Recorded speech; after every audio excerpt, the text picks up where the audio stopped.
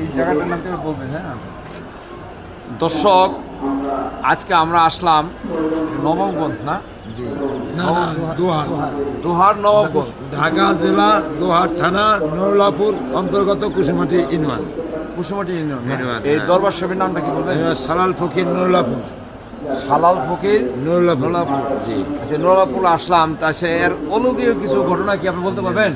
অবশ্যই কিছু আছে, অনেক ঘটনা আছে। আল্লাহ অলি সে সে অনেক কিছু দেখাইছে।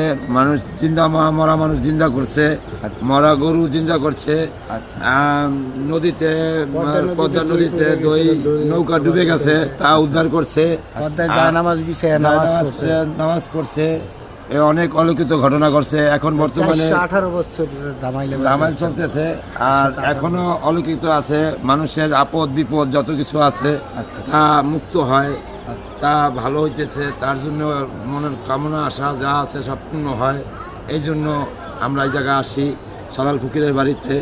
সালাল ফকিরের নামে আজকে 418তম উরুস শরীফ ধামাইল গেল মাঘী পূর্ণিমায়।